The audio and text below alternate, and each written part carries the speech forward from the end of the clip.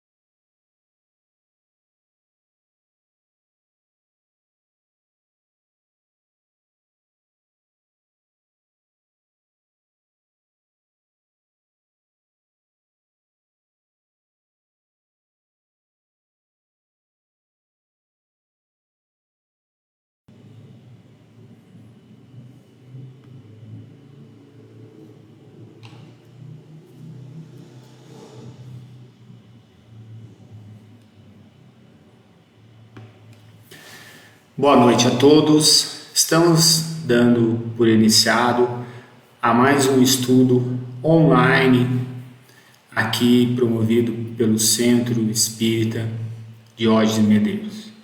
Como a gente sempre faz, começando por uma prece. Vamos elevar então o pensamento, buscando as luzes do Mestre Jesus. Que essas luzes possam encher todo esse ambiente, que essas luzes possam atingir a todos os lares das pessoas que estão junto conosco nesse momento, levando a paz, a harmonia, a tranquilidade, pedindo a inspiração e a intuição da espiritualidade superior para que o estudo dessa noite possa transcorrer na maior paz e na maior harmonia. Em teu nome, Senhor Jesus, em nome dos nossos irmãos espirituais, coordenadores e dirigentes desses trabalhos, nós pedimos a tua permissão para dar por iniciado a mais essa noite de estudo. Que assim seja. Graças a Deus. Boa noite a todos mais uma vez. Hoje nós vamos tratar do assunto do transtorno obsessivo compulsivo. TOC. Foi um estudo de ciclo de palestras que ocorreram aqui no Diógenes Medeiros e a gente, na noite de hoje, resolveu trazer para fazer esse estudo, né? Então vamos dar início aqui ao nosso estudo. A gente trouxe uma videografia, como nós somos leigos no assunto, né? Ou seja, nós não somos psicólogo nem psiquiatra, a gente fez uma pesquisa muito grande para fazer esse estudo. Então a gente trouxe uma videografia muito grande com palestras de psicólogos e psiquiatras, a grande maioria espíritas, né? Usamos como base também o livro Mentes e Manias e o livro do Divaldo, Espíritos Diversos, de aspectos psiquiátricos e espirituais nos transtornos emocionais.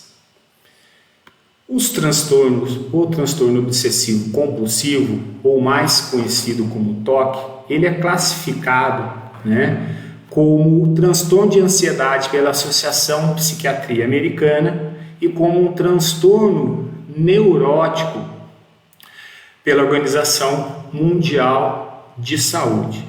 Hoje nós vamos, agora, primeiramente, a gente vai tratar de 3 assuntos, né? A ansiedade, a neurose e a gente vai falar um pouquinho, né, sobre a psicose. É importante,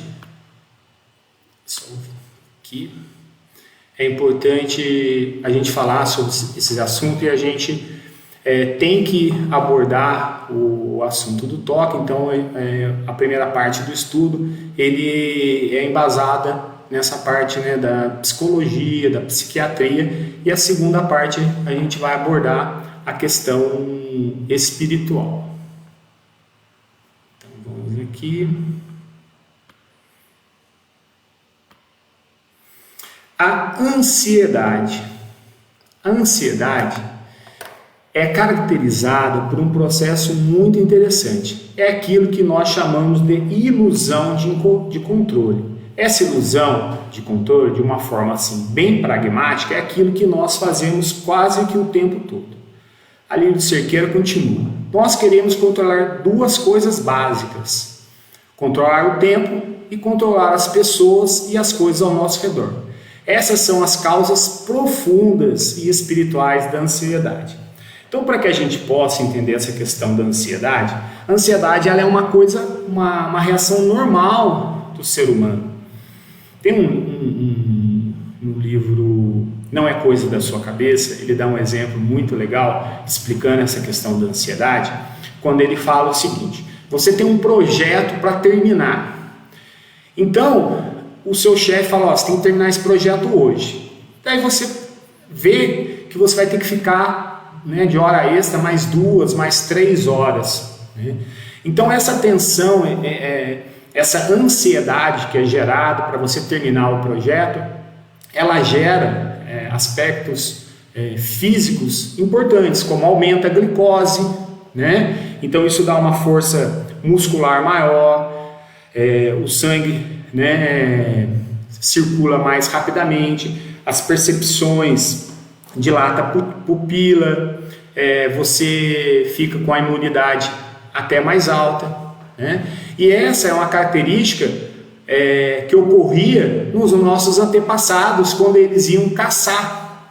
Então é como se a gente fosse caçar um leão, né?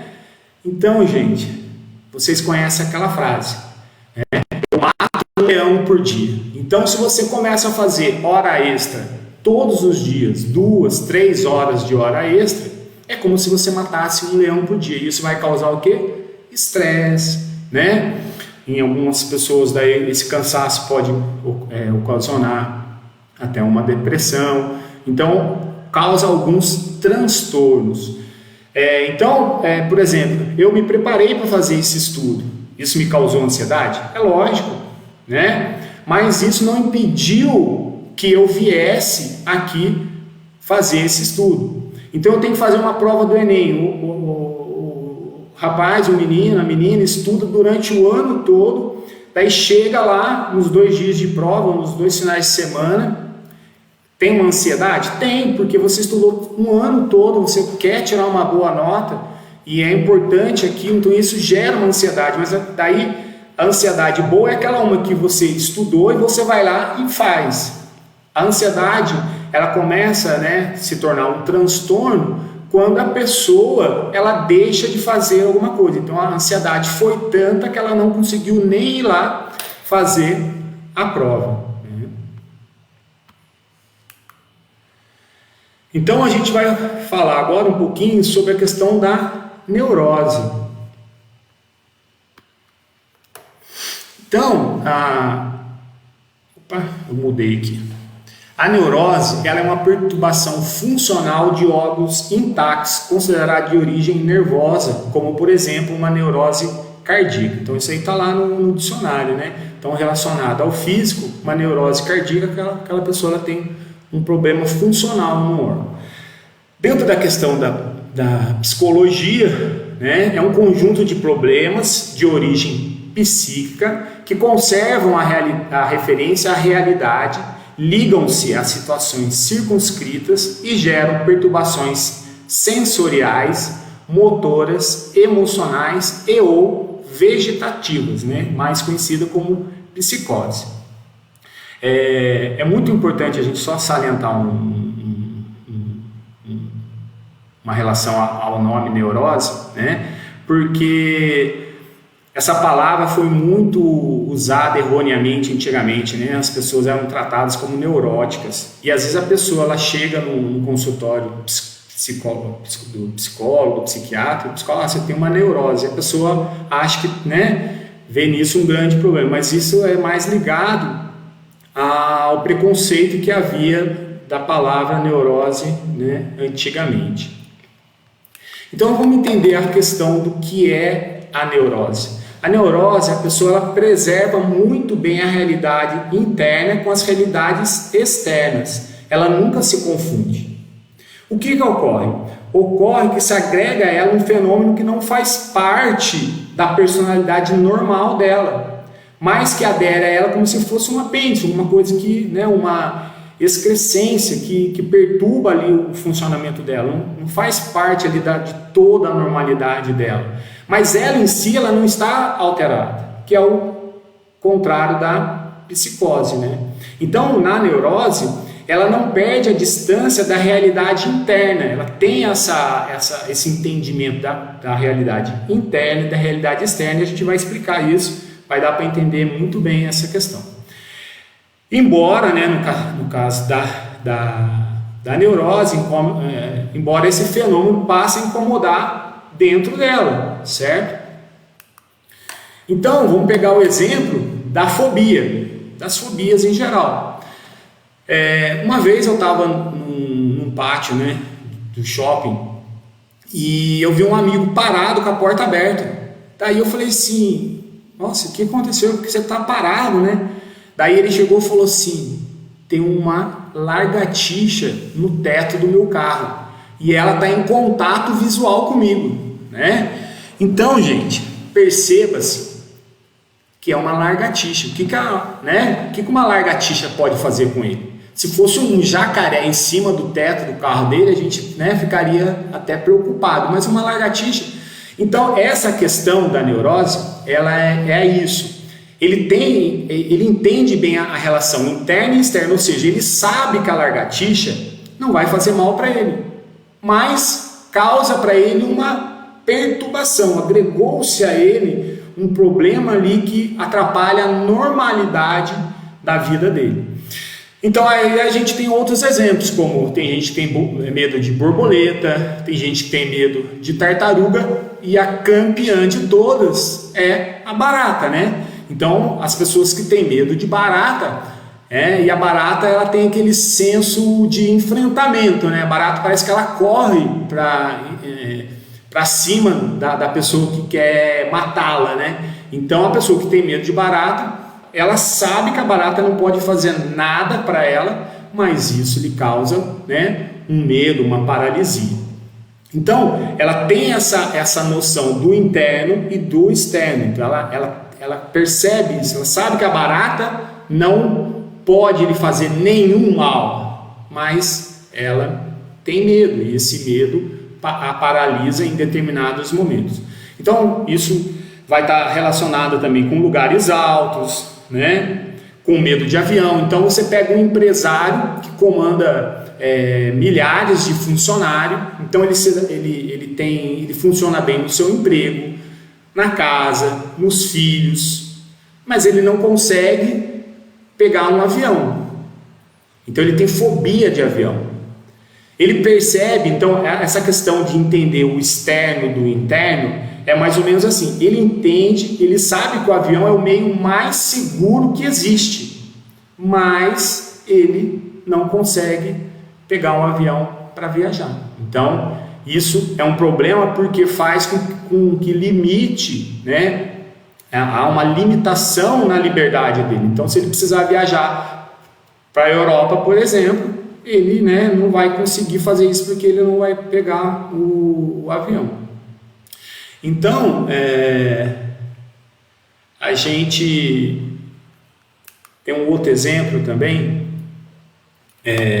que é muito legal, que é o seguinte, e esse exemplo ele é bem simples, né, mas dá para a gente perceber bem essa questão da diferença da neurose, da diferença da psicose. Então, na neurose, como a gente falou, a pessoa preserva sempre o juízo da realidade, ela não foge da realidade. A pessoa ela tem noção de que ela tem medo de avião, certo? Então, ela tem essa noção. Então, ela não foge da realidade e ela vive normal em todos os outros aspectos da sua vida, do seu cotidiano. Só não consegue andar de avião, só não consegue ir em prédios altos, tem medo de altura, né? Então ele não confunde a realidade externa com a realidade interna, apenas agrega-se a ele um fator que não deixa de ser normal, ter medo de alguma coisa, né? Então a gente vai pegar um exemplo simples da conta de matemática do 2 mais 2. O psicótico é aquele que foge à realidade externa. Então o psicótico, para o psicótico 2 mais 2 é igual a 5. E não adianta você explicar para ele que ele fala, não, é 5 e pronto, né? Já o neurótico, 2 mais 2 é igual a 4. Então ele sabe que é 4. Mas o que acontece com ele? É como se ele sofresse muito com isso. Então ele sabe que é 4, mas isso traz para ele uma angústia muito alta. Isso causa nele um chateamento, ele fica incomodado. É lógico que a gente pegou uma brincadeira, né? Mas nesse exemplo dá para a gente perceber muito bem isso. E o que é importante? Muitas das vezes o importante no toque, o importante na questão dos transtornos, é que a pessoa, como ela tem ela entende essas realidades, ela sente vergonha de procurar auxílio, né? Então, vamos colocar isso na prática, o que se torna um transtorno neurótico. Então, na questão do transtorno neurótico, ele tem noção do que está acontecendo, mas ele não domina o ato. Então, ele não domina esse ato. Ele não rompeu com a realidade. Ele sabe o que ele está fazendo, ele só não tem controle sobre os seus atos. Então, quando isso começa a perturbar de uma forma muito grande o indivíduo, ele tem um transtorno, ou seja, algo está impedindo a liberdade dele. Então, se a pessoa falar, não, eu não vou entrar mais nessa casa porque essa casa tem barata, né? Então, ele foge um pouquinho da realidade, então esse transtorno começa, né, a causar um mal para esse indivíduo. Ligado ao toque, né? Então, na questão do toque, a mente é invadida por pensamentos repetitivos. Ele é induzido por esses pensamentos que ele julgam serem próprios e que ele tem que fazer alguma coisa para resolver isso. Então há uma ameaça, que é o pano de fundo, e a gente vai explicar mais para frente isso, e há uma ação que é o antídoto para isso. Então, 2 a 3% da população mundial sofre, né, do transtorno obsessivo compulsivo. E segundo o livro Isso Não É da Sua Cabeça, 15% da população mundial vai ter toque pelo menos uma vez na vida. Que se a gente colocar isso no caso da depressão, isso é mais abrangente do que na questão da depressão. É uma pessoa em cada 4, uma vez na vida, pode ter depressão. Ela é uma das doenças mais incapacitantes. Então, ou seja, a gente vai ver que o toque, por exemplo, às vezes a pessoa vai perder horas vendo se a fechadura está fechada, se o gás está fechado, se está desligado o ferro de roupa, e ela vai incapacitar essa pessoa de trabalhar. Ela é subdiagnosticada e subtratada. Então a pessoa ela tem vergonha de ter a doença, porque ela sabe que aquilo para ela fala, puxa, mas isso é uma bobeira. Mas, né, a gente sabe que isso não é uma bobeira. Isso é um transtorno. Então o que acontece muitas das vezes? O que acontece muitas das vezes? Essa doença ela só é diagnosticada, né, o toque, por exemplo, ela só é diagnosticada muitas das vezes por um outro médico, por exemplo, por um ortopedista. Então a pessoa ela vai lá com uma dor nas costas e nada que faz na vida dela tem uma causa provável porque para ela ter aquela lesão, né, na coluna, por exemplo. E daí, se o ortopedista começar a investigar, vai investigar que a pessoa tem aquela dor porque ela fica limpando as gretinhas do piso com uma escovinha de dente. Então isso causou ali uma dor, né, na coluna, e daí o ortopedista fala, olha, você tem toque, você está precisando ir num psicólogo, num psiquiatra, né? Ou às vezes é um dermatologista, a pessoa tem uma lesão na pele por lavar muito as mãos, né? Então a gente tem que entender, né, que a gente está passando com o COVID-19, né, com essa pandemia, que a gente tem que lavar as mãos, chega em casa, tira o sapato na porta, chega e já vai tomar banho, né? Mas isso é uma coisa normal, gente, né? Isso está dentro de uma normalidade. A pessoa que tem o toque, ela vai lavar a mão, depois ela passa álcool, depois ela passa água sanitária, depois ela passa escova, depois ela lava a mão de novo, passa álcool de novo, e isso gera nela uma lesão que daí o dermatologista fala, olha, você tem toque, né? Então a pessoa ela tem que procurar ajuda de um outro profissional.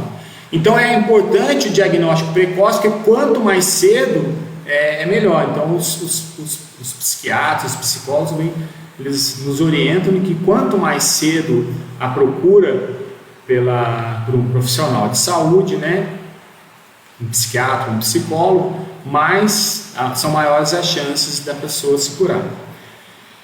E a presença de mais de um sintoma geralmente muda, principalmente no toque. Às vezes a pessoa ela tem uma mania, ela para com aquela mania, mas ela começa, né, uma outra mania depois. Então, o conceito de toque, né, que é o transtorno obsessivo compulsivo ou toque, ele é caracterizado por obsessões ou compulsões recorrentes, severas, que ocupam o paciente causando desconforto ou comprometimento geral importantes, né? Então a pessoa que ela sofre de toque, então a Iris, né, uma psicóloga de uma das palestras, ela fala assim que ela tinha uma cliente que ela um dia ela desceu do ônibus e contou um certo número de passos para chegar até o consultório dela. Só que todas as outras vezes ela queria descer do ônibus e ter o mesmo número de passos. Então ela chegava, não dava, ela voltava até onde ela desceu. Então às vezes ela fazia passos menores, às vezes ela fazia passos maiores, mas tinha que dar, né? Tinha que dar um número exato de passos. Então o conceito de obsessão são pensamentos ou ideias, impulsos, imagens, cenas que invadem a consciência contra a vontade da pessoa, de forma repetida, persistente, estereotipada, seguidas ou não de rituais destinados a neutralizá-las. É importante a gente entender aqui que essa questão dessas obsessões é diferente da obsessão que a doutrina espírita, nos esclarece, as obsessões espirituais. Como a gente vai explicar mais para frente, a atuação dos espíritos através de obsessões, em cima dos portadores, de transtornos. Mas essa obsessão em si, ela não é essa obsessão que a gente conhece no meio espírita. Então, ou seja, são pensamentos que a pessoa ela tem, impulsos que são dela, mas geram nela como se não fossem dela, entendeu? Então, assim, ela tem um pensamento, então, tipo assim, meu pai vai morrer, meu pai vai morrer, meu pai vai morrer, e então vão obsessões, ou seja, é repetido aquilo vai se repetindo, né? E a gente vai entender num quadrinho próximo essa questão de como se dá isso, da obsessão, da compulsão para aliviar essas obsessões. Então, nas compulsões, que é diferente também da compulsão normalmente que a gente conhece, como as compulsões alimentares, as compulsões sexuais, Essa compulsão são comportamentos repetitivos ou atos mentais executados em resposta a uma obsessão ou em virtude de regras que devem ser seguidas rigidamente. Então a gente vai entender no próximo quadro bem essa questão, de como isso se processa. Então o indivíduo ele tem uma obsessão, ou seja, uma ideia recorrente. Então, por exemplo, a ideia que eu acabei de dar, meu pai vai morrer. Ao pensar que meu pai vai morrer, gera em mim uma ansiedade. Eu fico ansioso, meu pai vai morrer. Daí, eu crio algo que vai se tornar uma compulsão para trazer um alívio. Então, o que eu crio? Eu crio que se eu sair todos os dias de casa com o pé direito, pessoal, desculpa aqui. Se eu sair de casa todos os dias com o pé direito, meu pai não vai morrer. Então, todos os dias eu acordo, tomo café, antes de sair de casa eu tenho o pensamento, meu pai vai morrer. Isso gera uma ansiedade. Daí eu crio algo para compensar essa minha obsessão. Eu tenho que sair com o pé direito. Então eu faço tudo e eu saio com o pé direito e eu fico aliviado. Então alivia a minha obsessão. Só que isso é uma doença. Por quê? Porque todos os dias eu tenho os mesmos pensamentos que geram a ansiedade, que geram uma compulsão para gerar um alívio de novo. E isso vai se repetindo. Então, às vezes a pessoa, só para a gente ter um dado, a gente falou que as pessoas elas não procuram ajuda. No caso de fobias, de medo, de lagartixa, de altura, de avião, a pessoa leva em média 36 anos para procurar ajuda, gente. No caso da depressão, a média é de 13 anos, a pessoa fica 13 anos com depressão para procurar ajuda. No caso de alcoolismo, em torno de 8 anos. No caso do toque, como a gente falou, dependendo do tipo de toque, um outro profissional pode indicar. O único transtorno que ele é rapidamente descoberto é o da ansiedade. Por quê? O da ansiedade, ele é rapidamente descoberto porque os sintomas da ansiedade normalmente eles se confundem, né, com problemas cardíacos. Então a pessoa ela tem palpitação, tem falta de ar, tem dor no peito, ela fala, estou infartando, então ela corre pro hospital e o médico faz todos os exames e fala, não, mas sua pressão está normal, seu eletro está normal, está tudo normal, você está tendo uma crise de ansiedade, né? Então a ansiedade ela é uma das mais rápidas, mas porque a causa dela se confunde com uma outra causa física, né? Então vamos continuar aqui. Vamos falar aqui das obsessões mais comuns, né? As obsessões mais comuns são a preocupação com doenças, com sujeira, contaminação ou com o corpo, né? Então essas preocupações, essas obsessões, elas vão gerar compulsões, gente. Então a pessoa ela tem uma preocupação com a sujeira, daí ela cria uma compulsão de que ela tem que tomar banho, por exemplo, com 5 sabonetes e com cores diferentes. Então tem entrevistas que eu assisti em que o psicólogo ou o psiquiatra fala, a pessoa está lá tomando banho, tomou o banho com o primeiro, com o segundo, com o terceiro, ela está tomando banho com o 4º sabonete, o sabonete escorregou da mão dela, caiu no chão, ela vai ter que fazer o ritual certinho, então começa de novo. Olha só o sofrimento dessa pessoa, então isso é importante a gente perceber esse sofrimento dessa pessoa. Um segundo obsessão mais comum são das dúvidas repetidas, né? Medo de falhar, necessidade de fazer verificações. Então isso está muitas vezes ligado que a pessoa não quer falhar, né? Então a pessoa ela fecha a porta e fica achando, será que eu fechei mesmo? Daí volta, confere.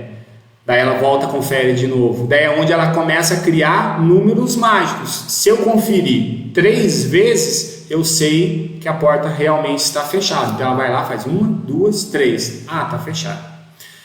De sexo ou obscenidades, impulso ou pensamento de ferir, insultar, agredir outras pessoas.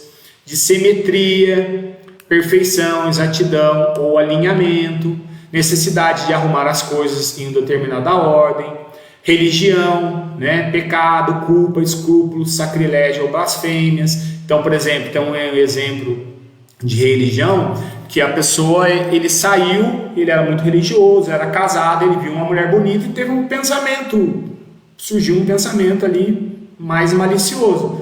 Então ele sentiu a necessidade de rezar. Beleza, aconteceu uma segunda vez, terceira. Só que daí, quando ele estava, né, uma das vezes quando ele estava na igreja, quando ele saiu, ele já viu uma mulher, já pensou, voltou. Então ele começou a ficar o dia inteiro na igreja, e ficava o dia inteiro rezando. Como a gente falou, do pensamento mágico, números especiais, cores, datas, horas, né? E agora a gente vai ver a questão, né, das compulsões. Então essas compulsões, elas estão ligadas normalmente com as obsessões. Se a pessoa ela tinha uma obsessão por sujeira, contaminação, logicamente a compulsão vai estar ligada com lavagem, com a limpeza. Se a pessoa ela tem medo de falhar, ela tem uma necessidade de verificação, a compulsão vai ser a verificação, vai ser o controle. Se é de sexo, né? Como a gente falou, daí vai estar ligado às vezes a ela criar rezas, orações, pensamentos que fujam daquilo, né? De contagens, de ordem, do arranjo, simetria, sequência, das pessoas que têm, né, fazem coleções, de hábito de juntar tranqueiras, e as compulsões mentais, né? Rezar, repetir palavras, fases, números. Então se a gente ficar aqui, a gente vai encontrar assim, diversos exemplos, né, que falam dessas compulsões que elas servem para aliviar as obsessões. Então vamos agora, né, falar da visão espírita sobre o toque, né? Vamos entrar na questão espírita sobre o toque.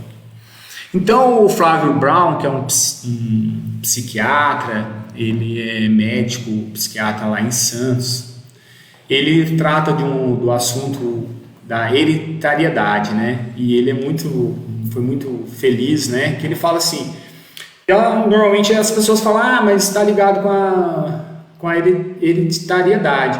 Só que a doutrina espírita, ela vem nos falar da reencarnação. Então, a visão espírita é uma visão diferente, né? Então, a gente tem que ter uma visão diferente. Então não necessariamente nós temos a nossa individualidade. É lógico que é o fator biológico, físico, ele influencia no corpo, né, do indivíduo. Mas a gente tem que entender que muitas das vezes, às vezes a gente escuta aquela historinha, filho de peixe, peixinho é. Mas é peixinho e é filho de peixe, essa questão do peixinho é porque há semelhanças de aptidão, de educação. Então, às vezes você pega uma criança de 4 anos, né, de 5 anos, ela repete as frases que o pai fala. Ou ele é bravo igual o pai, fala, nossa, é igual o pai. Então, ou seja, muitas das vezes isso está ligado com a própria educação que aquele indivíduo tem, mas também está ligado com a afinidade. Quando vamos reencarnar, né, a gente reencarna buscando ou o amor ou o ódio, né? O amor atrai, o ódio imanta. Ou seja, nós temos semelhanças ou melhor, nós temos afinidade com aquele, né, com os nossos pais. Por isso que a gente vem para um determinado lar ou vai para o outro lar. A gente tem que entender que todos nós também somos espíritos de terceira ordem, ou seja, somos espíritos ainda ignorantes em muitas questões. Então, é lógico que são parecidos o nosso pensamento, a nossa maneira de agir. Então, a educação ali está muito ligado a isso. E ele vem falar também que isso está ligado muito com o nosso inconsciente, ou seja, falhas do nosso passado que vem cobrar agora, ou seja, é uma questão até de expiação, gente. E a expiação, o que é? Expiar é limpar de dentro para fora.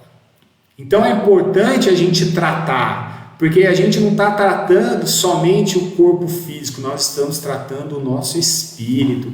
Isso está ligado com a nossa evolução. No final a gente vai colocar um texto do Milton Moraes, muito importante, que ele fala sobre isso. Então, muitas das vezes, o fator desencadeador é uma ação estressante. Então, às vezes, por exemplo, a pessoa que tem uma síndrome do pânico, por exemplo, ela sofreu um roubo, sofreu um assalto, e isso fisga, o externo, fisga algo lá do seu inconsciente. Perceba-se que 10 pessoas podem ser assaltadas, ou roubadas do mesmo modo. E às vezes só uma vai sofrer de um transtorno de ansiedade, por exemplo. Ou ela vai desenvolver um toque por causa daquilo. Então, por que isso? Porque alguma coisa do seu inconsciente a incomodava e aquilo foi um start para que ela, para que viesse à tona aquele aspecto que ela tem que melhorar. Então, é uma oportunidade que esse espírito está tendo de resolver uma coisa do passado, que ela teria que resolver, de alguma forma. Então, às vezes vem por uma questão da dor, Então, o importante é que esse trauma, essa tragédia, sempre, na maioria dos casos, ela está ligada lá com o nosso inconsciente. Então, o Fábio, ele traz exemplos de um carcereiro, por exemplo, que ele tomava conta de umas pessoas, E ele era responsável por aquelas pessoas. E eles, numa desatenção dele lá, né, essas pessoas fugiram. E o chefe dele humilhou ele, reclamou, e aquilo incomodou muito ele lá nessa sua experiência, e ele se suicida. E nessa encarnação, o que acontece? Ele tem medo de errar, então ele faz tudo perfeitamente, e ele faz de novo. Então ele é aquela pessoa que é extremamente metódica. Então no tratamento dele com o Flávio, ele percebe, né, essa questão lá do passado, e ele na vida atual, o que ele fala? Eu vou me permitir errar algumas vezes. Então ele se permite errar algumas vezes. Por quê? Porque ele sabe, ele conseguiu identificar nele que aquele problema que ele tem de tudo ter certo, tudo é do passado e não do atual. Então ele continua dentro da sua maneira de ser, mas ele começa a se permitir errar algumas vezes. Tem um outro irmão que também tinha um problema com limpeza, né? Tinha o toque por limpezas. Então, nas sessões e no trabalho, descobriu-se que numa encarnação anterior, né, bem anterior, ele tinha morrido com uma água contaminada. Isso gerou nele uma doença que deixou ele debilitado muito, trouxe muito sofrimento para ele naquela encarnação. E nessa encarnação ele trouxe isso, né, de volta para ele. E daí agora a gente vai falar da questão das influências espirituais. Agora a gente vai falar da obsessão, da obsessão espírita, né? Então, as obsessões espirituais, elas identificam da influência externa, potencializando esse conflito da alma. Então, normalmente a gente tem uma visão equivocada e superficial das obsessões. A gente gosta de pôr culpa sempre nos espíritos. E isso não é verdade. Porque o espírito, ele, na verdade, ele só evidencia e potencializa o mal que já está dentro da gente. Ele não cria o mal. Ele vai potencializar aquilo que a gente tem, né, dentro da gente. Se a gente é egoísta, ele vai potencializar esse egoísmo, gente.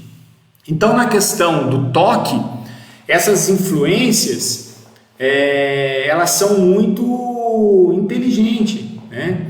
O Milton Moraes fala, né, na questão que o espírito obsessor, ele não faz nada, né? E ele fala do A, E, I, O, U, que o espírito obsessor, ele é o A, E, I, O, U. Então, como é que é isso? Então o marido está lá com o celular, toca lá, chega uma mensagem no WhatsApp, o espírito chega no ouvido da esposa e fala, né? Aí, ou seja, potencializou o ciúme da esposa, a esposa já vai brigar com o marido, daí o outro espírito fala só no ouvido do marido, né? Então, ou seja, ele só potencializa aquilo que a gente já tem dentro da gente.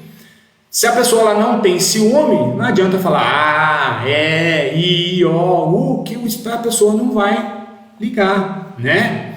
Agora, no caso do toque, como é que o obsessor ele trabalha? A pessoa ela tem, por exemplo, o problema de conferência. Então ele vai lá, ele fecha a porta. Daí ele pensa, será que eu fechei a porta? Daí ele vai lá, fecha de novo. Daí ele pensa, será que eu fechei a porta? Aí ele vai lá, confere mais uma vez. Daí ele está saindo, o espírito chega e fala assim, no ouvido dele, será que você fechou a porta? Então, ou seja, as primeiras 3 vezes foi o próprio indivíduo. Na 4ª vez foi o espírito.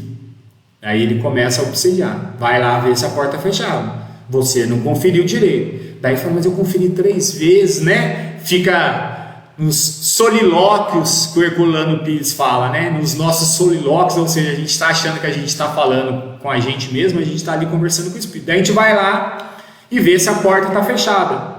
E a porta vai estar fechada, porque a gente já tinha conferido. Daí o que o espírito faz? Tu tá louco mesmo, hein, filho?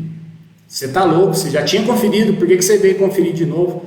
Então, a obsessão, no caso do toque, ela é mais, né, sagaz. Por quê? Porque o espírito ele trabalha ali a doença da pessoa, potencializando a pessoa e depois constrangindo a pessoa, envergonhando a pessoa, trazendo para ela pensamentos que vão trazer para ela, pensamentos que vão deixá-la, né, mais triste, né? Então vamos à questão, né, da busca da cura. A Joana de Ângeles, no livro Triunfo Pessoal, ela vem e fala: ideal, portanto, que sejam tomadas providências para que as referidas terapêuticas, psicológicas, espiritual e psiquiátrica sejam utilizadas a fim de facultar ao paciente a sua recuperação.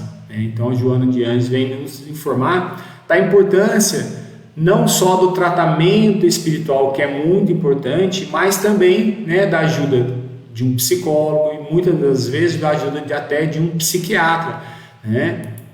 Porque a questão, às vezes, a pessoa ela precisa tomar, né, um medicamento. Então a pessoa está com uma crise, né, de ansiedade. Então a gente vê aí, ó, a psiquiatria é importantíssima, medicamentosa, principalmente para conter a ansiedade em um primeiro momento, mas ela não vai resolver sozinha.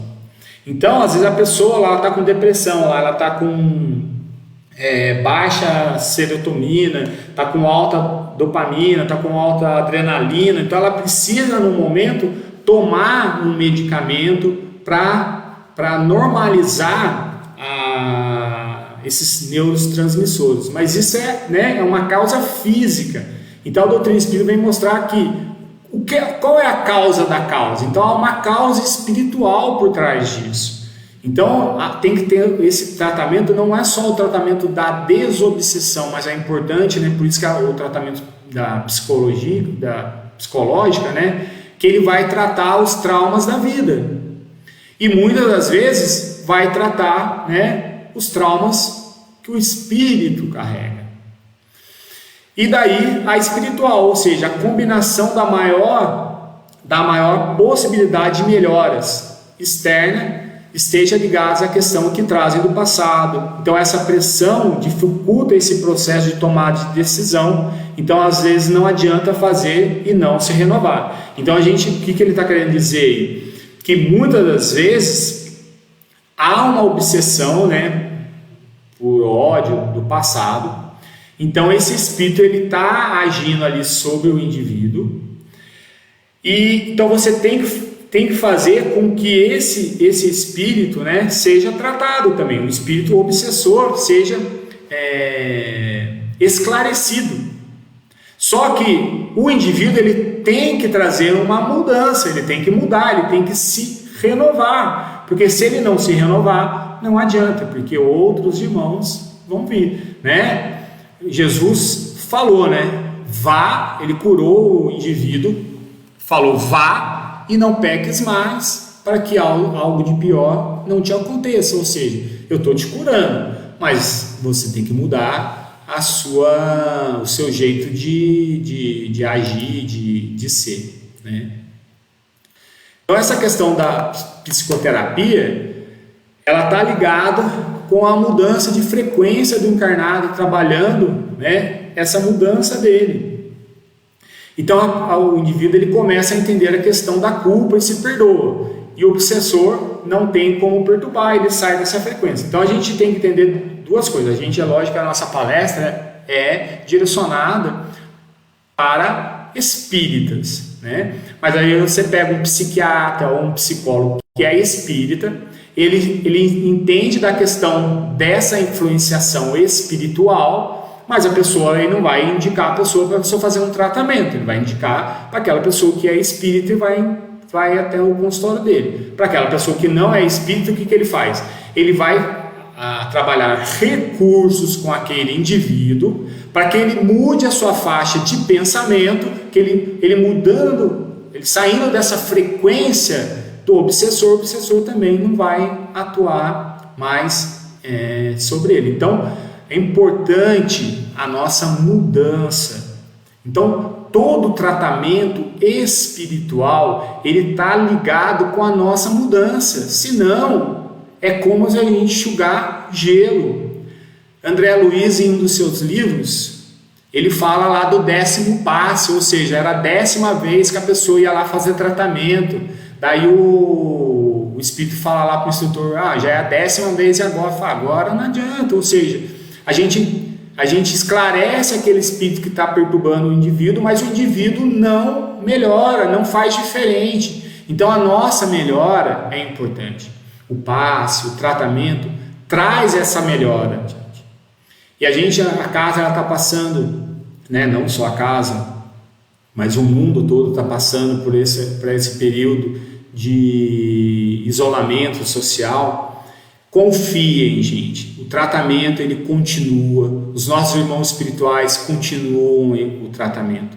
Tenham a confiança nisso, o tratamento continua. A equipe aqui do Diógenes Medeiros, no horário dos passos, no horário do tratamento, eles estão em prece, cada um na sua casa. Tenham essa confiança, O processo fluídico existe. A gente, na nossa casa, a gente vai estar recebendo esse aspecto, e a parte espiritual, os nossos irmãos, eles nos auxiliam através desse tratamento. Então, a questão, da desobsessão. O que ocorre? Em alguns casos raros, só a desobsessão ele já resolve um transtorno, o toque da pessoa. Então, às vezes a pessoa ela já tinha aquela condição dentro de si, e o obsessor ele vem e potencializou, fez um tratamento, a pessoa melhorou, ela mudou a faixa, mudou a maneira de agir, e ela tem a melhora. Mas na grande maioria dos casos, a pessoa ela passa por um processo de desobsessão, ela tem uma melhora, passa um tempo, ela cria novos rituais, daí ela entra num processo de desobsessão de novo, faz um outro tratamento. Então, ou seja, é todo necessário um processo terapêutico, tanto psicológico, dependendo do caso psiquiátrico, porque a pessoa ela precisa tomar medicamentos, e espiritual. Então, ou seja, quando há a junção dessas três ações, o indivíduo ela tem uma melhora considerável, ela chega à cura. Por quê? Porque a influência espiritual é retirada, ela também começa a modificar as suas ações, os seus pensamentos, e ela consegue encontrar a cura. Então vamos a uma questão das reflexões em torno disso. Na questão do toque, quando a gente fala que a pessoa ela se torna escrava daquelas ações, mas muitas das vezes vamos olhar nós, vamos olhar assim, o que nós somos escravos? Muitas das vezes nós somos escravos da nossa própria história. A pessoa ela procura, ela quer encontrar algo para se livrar, mas ela não consegue, ela não tem ideia do que seja. Então ela é escrava de certas situações porque ela não consegue encontrar como fugir daquilo. Então, às vezes, a pessoa ela transfere isso para uma limpeza de uma casa, para uma limpeza do corpo. Mas o que realmente a escraviza dentro dela? E muitas das vezes a gente não tem esse aspecto de uma doença, de um transtorno, mas também a gente traz dentro de nós alguns aspectos que nos escravizam. O que nós somos apegados? De onde vem essa necessidade que o externo seja arrumado? Onde realmente está a minha desorganização? Então, será que nós também não trazemos dentro de nós essa desorganização? As pessoas ditas normais, né, ou nós, será que a gente é normal? Será que a gente realmente se encontra nesse aspecto de normalidade mesmo? Será que a gente também não é escravo de alguma coisa? A gente é apegado demais à matéria? Então a reflexão que a gente tem que fazer não é só da questão da pessoa que tem transtorno, mas também de nós, a gente olhar para dentro de nós, a gente fazer uma análise interna, identificar esses pontos de escravidão. Às vezes a gente está preso ali a um relacionamento que como se diz, doentio, faz mal para a gente. Então a gente tem amizades, né, que fazem mal para a gente. E por que a gente não se afasta e procuram outras amizades?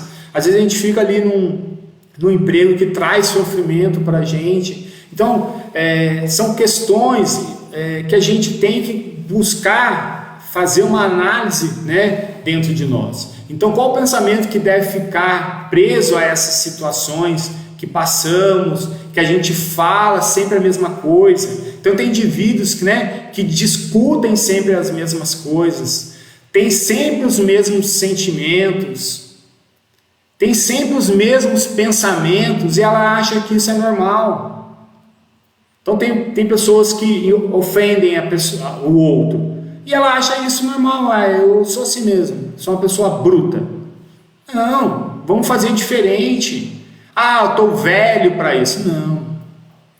O espírito é muito novo ainda, o corpo pode ser velho, mas sempre é hora da gente mudar. Então a passagem, não sei se é no livro dos Espíritos, né, que fala, você está ali na boca do canhão para morrer, mas pode ser que não morra, pode ser que o pavio apague, né, alguma coisa aconteça e você não morra.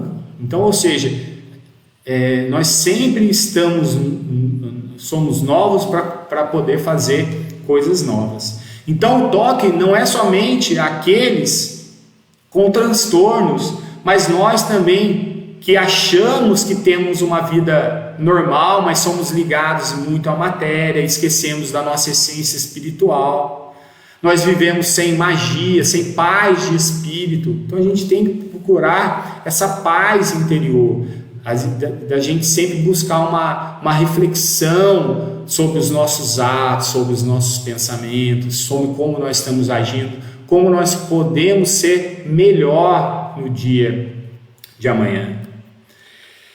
Aqui, né, a gente vai falar do Milton Menezes. Ele traz essas palavras, são muito legal, esse pensamento que ele traz, e eu acho assim que para terminar o estudo dessa noite é muito importante a gente ler isso.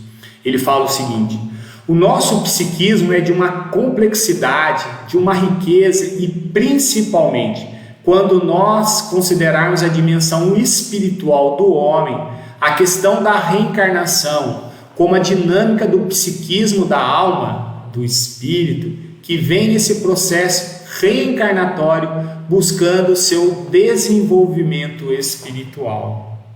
Nós vamos começar a entender muitas dessas psicopatologias que muitas vezes a psicologia tradicional tem dificuldade para compreender, a partir dessa compreensão que muitos desses resíduos, desses padrões de reação, vêm sendo repetidos por várias vidas. Um desafio para que possamos resolver e transitar para um novo patamar de desenvolvimento espiritual, de valores diferentes de crença, mudando algumas de nossas atitudes. Olha só, gente, que legal isso que ele fala. Ele vem falar da complexidade do nosso psiquismo, quantas encarnações nós temos lá, trazemos, e essas encarnações, né, de uma certa forma vão nos influenciando hoje. Mas ele fala assim, que vem nesse processo reencarnatório buscando um desenvolvimento espiritual. Está lá no livro dos Espíritos. Por que nós reencarnamos? Para evoluir. A encarnação só existe para a evolução do espírito. Como a gente não consegue reencarnar, progredir numa encarnação, nós vamos reencarnando, então, para nosso desenvolvimento espiritual. Se a gente não desenvolve, não fazemos esse desenvolvimento, a gente sofre, porque vai contra a nossa natureza de sermos felizes. E muitas das vezes a gente procura felicidade na matéria, e daí a gente vê que ela acaba. Então, ele fala ali, padrões, resíduos de padrões e reações que nós vamos repetindo por várias vidas. Quantos e quantos erros que nós estamos cometendo hoje, a gente acha que é do hoje, e a gente já cometeu em outras encarnações anteriores. No livro, numa mensagem de Emmanuel, A Muralha do Tempo, ele fala isso, que a gente vai passando pela porta larga, que é a porta do orgulho, do egoísmo, da beleza, da riqueza, né? A gente só fica ali passando na porta larga, ou seja, a gente encarna, passa uma encarnação sem evoluir, entra ali comete os mesmos erros, temos que reencarnar, passar pelas mesmas experiências, a gente continua repetindo os mesmos erros, fica ali num círculo vicioso. Então ele pede ali um desafio para que possamos resolver e transitar para um novo patamar de desenvolvimento espiritual. É essa a nossa missão, nossa missão espiritual é essa. A gente buscar um novo patamar espiritual. E ele continua. É a vida nos colocando exatamente onde nós precisamos estar. A gente nasce no lugar certo. A gente tem ali os amigos certos, porque é isso que o nosso psiquismo atrai para a gente.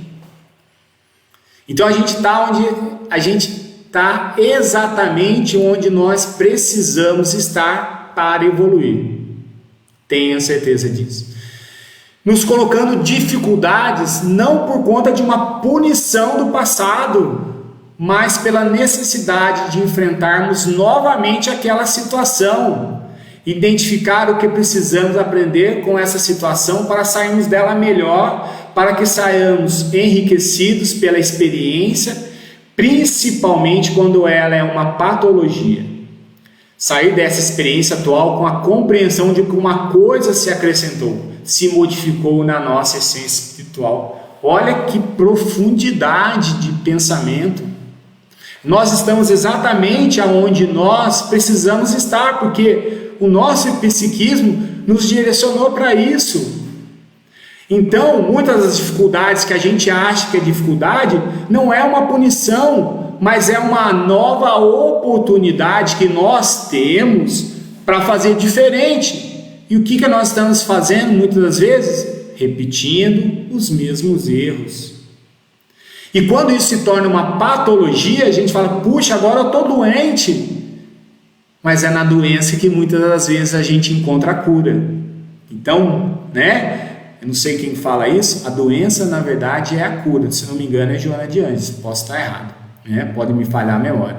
Mas muitas das vezes a doença é a cura.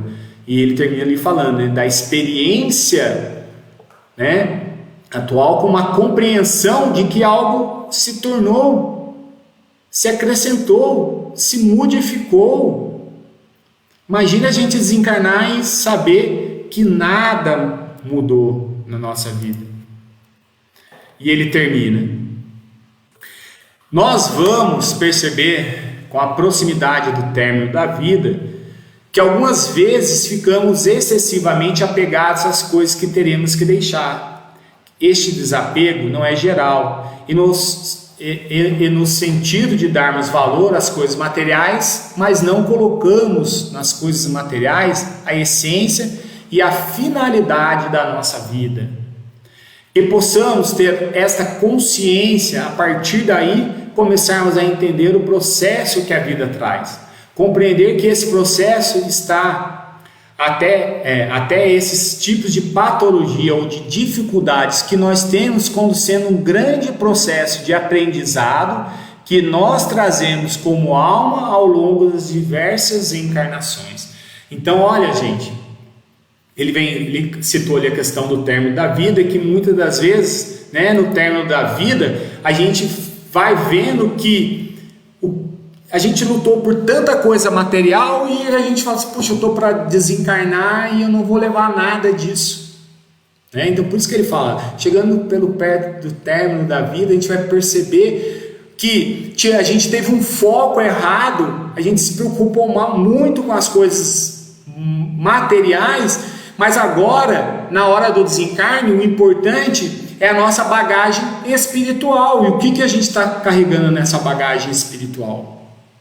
Então, muitas das vezes, é a gente fazer uma reflexão de que a gente coloca, né, nas coisas materiais como essência e a finalidade da nossa vida. Só que a nossa verdadeira vida é a vida espiritual e não a vida material. Então, a gente tem que refletir sobre isso. E ele alerta mais uma vez. Às vezes, esses tipos de patologia que a gente vê como uma doença, alguma coisa que nos causa um grande transtorno, é a grande oportunidade para a gente reavaliar as nossas ações, as nossas atitudes, os nossos atos, os nossos pensamentos. Como ele termina ali, trazendo como algo, né, durante tantas e tantas encarnações. Este é o momento da gente fazer diferente. Então, se a gente está no lugar certo, na hora certa, e a gente está tendo a oportunidade de fazer diferente, então que nós possamos fazer diferente, possamos ter forças para lutar com os nossos condicionamentos passados, trazendo novos condicionamentos, novos hábitos, novos pensamentos. Que a paz do Mestre Jesus possa atingir a todos os lares nesse momento. E vamos agradecer aos nossos irmãos espirituais por mais essa oportunidade de trabalho, por mais essa oportunidade de estarmos aqui. Que a tua luz, Senhor, que a tua paz, que o teu coração possa envolver a todos esses nossos irmãos, aonde eles estiverem, que eles possam receber as tuas luzes, Senhor. E agradecer aos nossos irmãos espirituais que nos intuíram, que nos inspiraram, que nos auxiliaram em mais essa noite de estudo. Que assim seja, graças a Deus. Boa noite a todos, muito obrigado pela atenção, né? Fiquem em casa, se cuidem, porque tudo isso vai passar e logo, logo nós estaremos juntos, né? No convívio aqui diário. Muito obrigado.